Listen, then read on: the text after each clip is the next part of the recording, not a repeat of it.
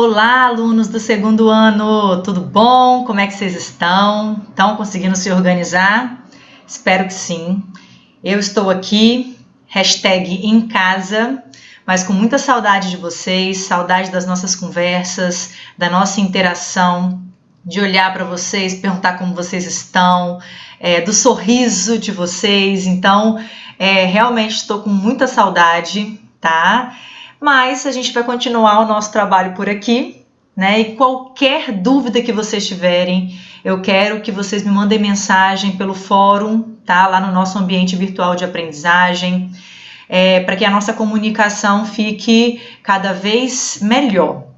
Bom, pessoal, vocês devem ter percebido que nas últimas 3 semanas eu comecei a trabalhar com vocês virtualmente com o texto dissertativo argumentativo, que é o texto de Enem. Então, na primeira semana de quarentena, nós falamos, né, por meio de um material teórico, e fizemos uma atividade de introdução. Na segunda semana, nós também estudamos pelo material teórico e fizemos a atividade de desenvolvimento. E na terceira semana, na semana passada, nós também tivemos um material teórico e estudamos e fizemos exercícios sobre a conclusão. Então, 2 pontos. Se vocês não olharam o material teórico, é muito importante que vocês olhem, salvem no computador de vocês, no celular, estudem, porque assim, é um material muito completo, tá? Em relação às partes do texto de Enem. Então, fica a primeira dica: estudem o material teórico, leiam o que está escrito, porque eu tenho certeza que vai ajudá-los a construir um texto melhor, dissertativo argumentativo. Coloquei vários exemplos de redação nota 1000, para vocês realmente conseguirem visualizar o que está sendo falado no material teórico. E o segundo ponto, a segunda dica que eu quero dar para vocês é em relação às atividades. Eu coloquei para vocês, para cada atividade, um prazo pré-estabelecido, mas nesta semana eu vou continuar recebendo aquelas atividades dos alunos que não conseguiram fazer no tempo que eu estipulei no AVA. Então, se você não enviou a sua atividade de introdução, desenvolvimento e conclusão, por favor, me envie por e-mail. A correção ela é feita por meio do Word, vocês vão me mandar para o Word. Eu vou fazer todas as intervenções possíveis e imagináveis no Word e retorno para vocês terem um feedback completo de como está a introdução, o desenvolvimento e a conclusão. E quero também pedir para que vocês não desanimem da produção de texto. É muito importante manter uma frequência de produção escrita. Tanto é que nessas semanas, nessas 3 semanas que já passaram, vocês tiveram semanalmente atividades de escrita. Não quero só que façam e guardem no caderno, quero que vocês me enviem, porque eu estou aqui para corrigir os textos e os exercícios de vocês, tá bom?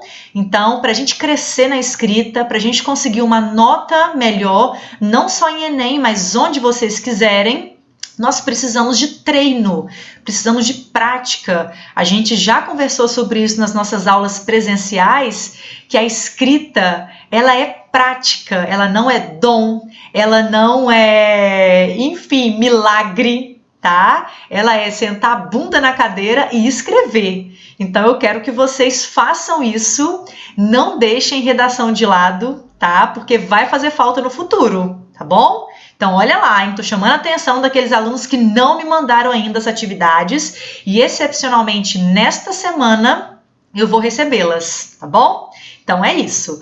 Bom, para essa aula, gente, se ela ficar muito grande, eu vou dividir em partes, tá? Porque eu também, entendo que vocês da geração high-tech não vão querer ficar 30 minutos assistindo a um vídeo. Então, se ficar muito grande o vídeo, eu separo. Mas a intenção dessa aula é fazer um apanhado geral do material teórico que eu coloquei para vocês no AVA. Então, essa aula ela é um resumo daquele material teórico, tá? Que nós vamos falar rapidamente sobre as 3 partes do texto de Enem: introdução, desenvolvimento e conclusão. Então, vamos comigo. Para a gente relembrar, pessoal, o texto de Enem, ele é um texto, como o próprio nome diz, dissertativo. Isso quer dizer que vocês vão dissertar, vão falar sobre alguma coisa, e é também um texto argumentativo, ou seja, vocês vão defender um ponto de vista em relação ao assunto, em relação ao tema da prova, né? Da questão, do vestibular, do que for. Então, o texto dissertativo argumentativo significa falar sobre alguma coisa ao mesmo tempo que se defende ponto de vista, tá? Então, geralmente eu peço para os alunos fazerem de 4 a 5 parágrafos, a maioria prefere fazer 4, o primeiro sendo de introdução, 2 de desenvolvimento e o quarto parágrafo de conclusão. É uma boa divisão no texto, tá? 4 parágrafos, mas se você quiser fazer 3 parágrafos de desenvolvimento, mais, né, a introdução e a conclusão, ficam 5 parágrafos, também não há problema, tá bom?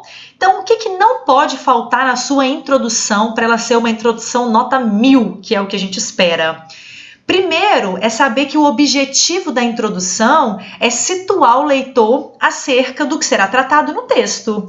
Então, uma boa introdução precisa ter, primeiro, uma frase inicial, uma frase de abertura. Essa frase de abertura, pesquisando várias redações nota 1000, eu tenho percebido que, para ser uma redação nota 1000, nós temos que usar uma frase de abertura que, de cara, o corretor já fica encantado com a nossa redação.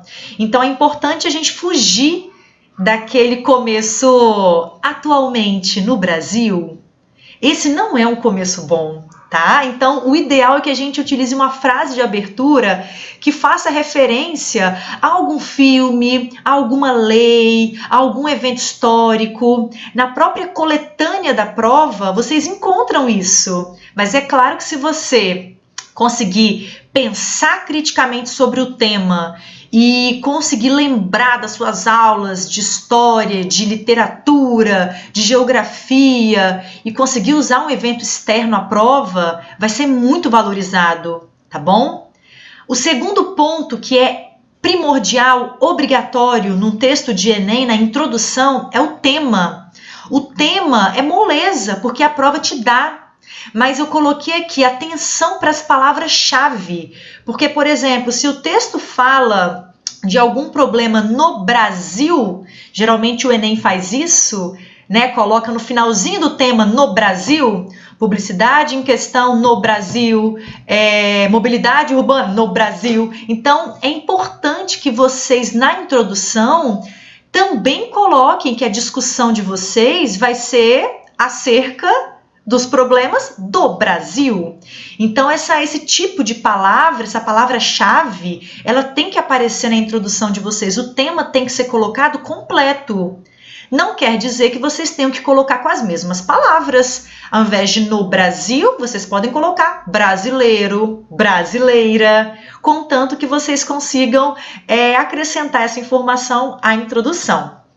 E a terceira parte que não pode faltar, e é obrigatória, é a tese. A tese é o recorte, é o assunto que você vai falar e defender. Então, dentro do tema, eu posso seguir por vários caminhos, mas você vai ter que escolher alguns caminhos para seguir, né? Então, você geralmente vai escolher 2 ou 3 argumentos para seguir ao longo do texto.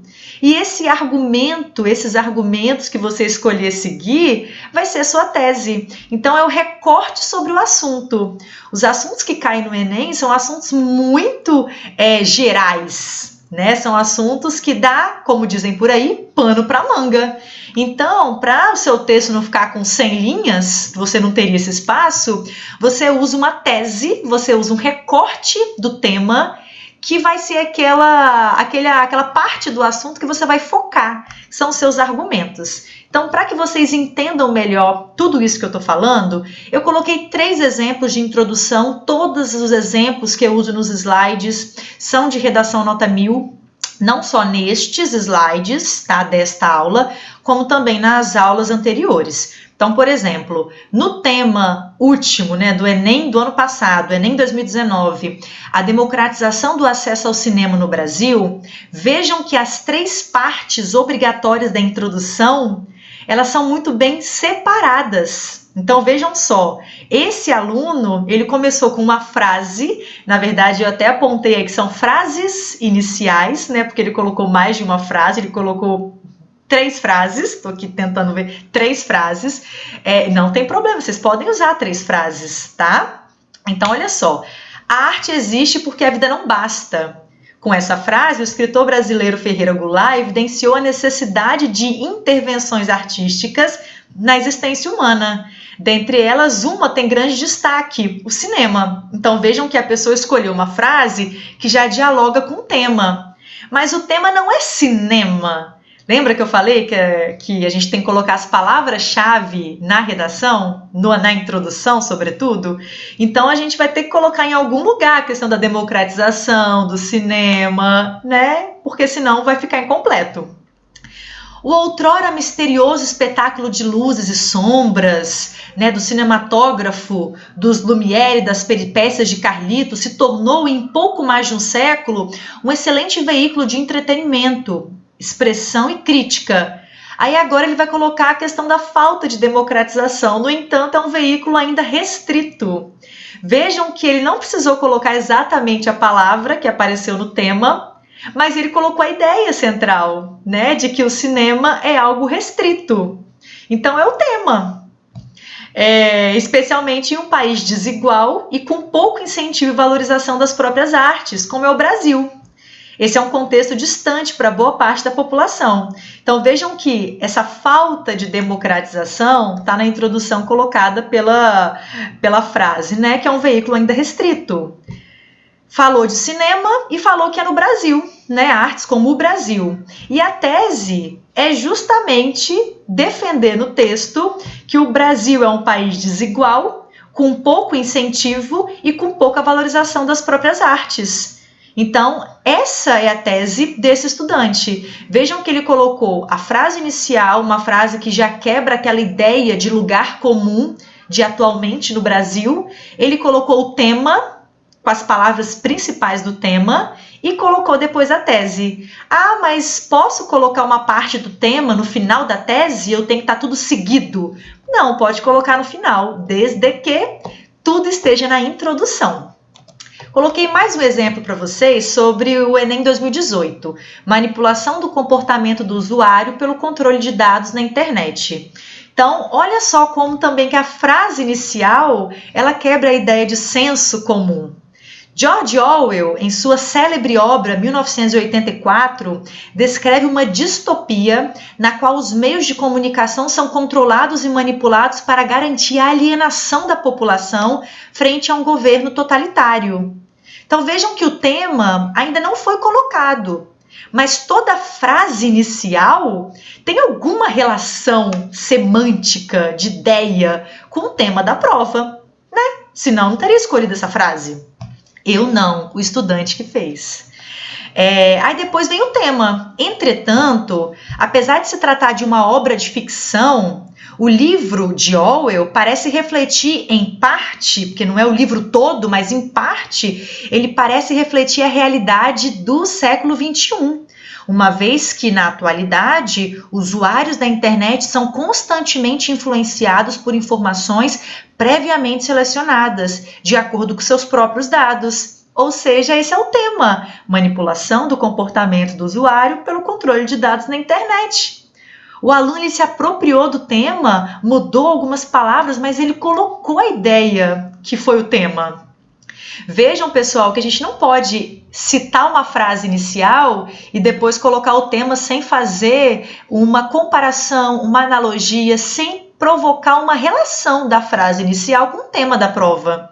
Senão fica aquela coisa forçada, sabe? Você coloca uma frase que não tem nada a ver com o tema ou não deixa essa relação explícita. Então, a gente tem que deixar a relação explícita, tá? Da frase com o tema. Por isso que aqui, na hora de colocar o tema, o estudante falou, apesar de se tratar de uma ficção, esse livro, ele também reflete um problema atual. Então, ele fez a relação da frase inicial com o tema da prova. E agora ele vai colocar a tese, que é o recorte temático. Nesse contexto, questões econômicas e sociais devem ser postas em vigor a fim de serem devidamente compreendidas e combatidas. Então, esse estudante, ele falou ao longo do desenvolvimento dele sobre as questões econômicas, que envolve a manipulação de dados, e também sobre as questões sociais, tá? Viram que, mais uma vez, uma redação nota 1000, né, teve frase inicial, tema e tese. Gente, se vocês pegarem o manual do candidato, digitem no Google, Manual do Candidato, vai aparecer um livro em PDF que o Enem divulga, né, o INEP divulga, todos os anos com exemplos de redação nota 1000.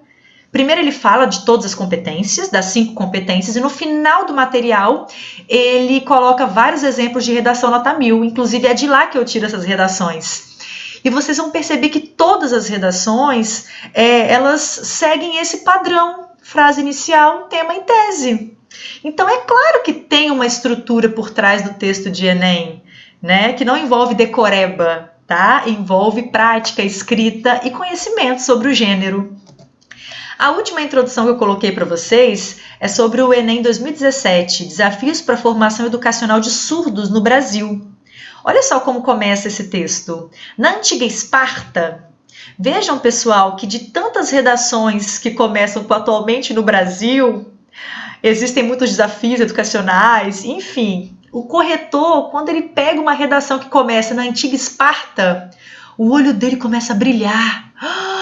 Ele não falou atualmente no Brasil. Então, é importante que a gente use frases que, de fato, chamem a atenção do leitor positivamente.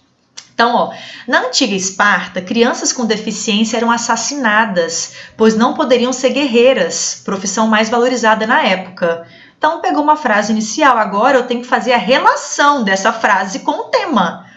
Por favor, não coloque uma frase inicial e partam para o tema e para a tese sem fazer essa relação.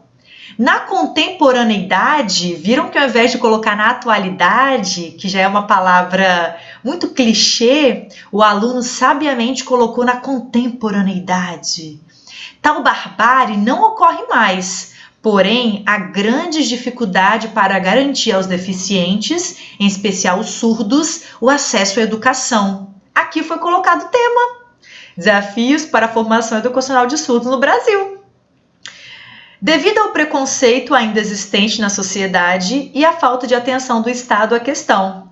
Vejam também, pessoal, que a tese também foi colocada. Então, vejam só, esse desafio à formação educacional de surdos no Brasil acontece, na visão desse estudante, por alguns fatores. Alguns deles são o preconceito ainda existente na sociedade, então ele vai falar no segundo parágrafo sobre o preconceito ainda existente na sociedade, e no terceiro parágrafo ele vai falar da falta de atenção do Estado à questão da formação educacional de surdos.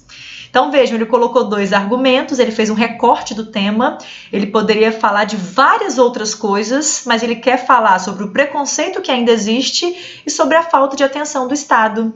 É importante também, vou dar uma dica aqui já sobre o desenvolvimento, já que é o próximo slide, é importante também a gente manter a ordem, tá? Então, se na introdução vocês colocaram primeiro preconceito e depois falta de atenção do Estado, é importante que vocês mantenham essa ordem no desenvolvimento. Primeiro falem do preconceito e depois falem da falta de atenção do Estado, ok?